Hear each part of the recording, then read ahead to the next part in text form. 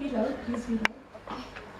What about the short-term courses after the engineering? Some people used to choose some short-term courses like diploma or in embedded systems and all.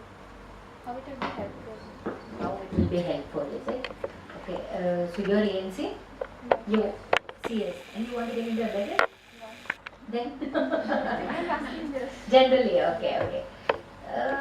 See, I don't know about CS, maybe Jyoti is a better person. No, her question was that what are there any short-term courses which would help her get jobs? It depends on your interest first of all. What is it that you want to do, and you will have to check what. See, for example, let me give a very simple example, right? Now, let's say there's a company that wants you to program. See, finally, one thing you have to understand: whichever company you get into, no company is going to be expect you. They would be interested in you knowing a specific thing, not a wide variety of things, right? It depends on what they work on. If they are in the line of, let's say, doing some programming in C, they want you to be the best C programmer.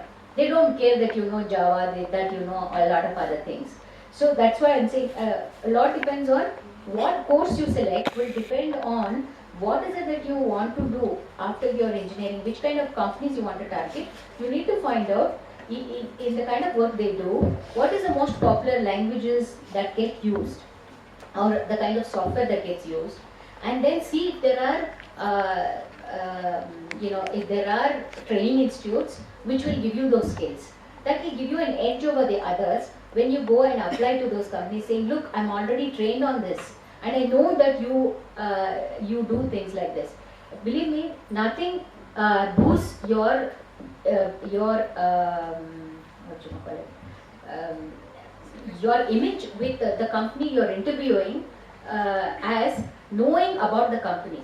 So today, if somebody comes to Vayavya and has already done a lot of background, they've understood what Vayavya does, and they feel they can contribute in a particular way, and if you handle the interview in that fashion, it will be so much more difficult for us to refuse, because there are very few people who do that in the first place. So I think it's very important that you should, you don't have one mantra that kind of satisfies everything. It's very, very specific to your own interests and your own passions.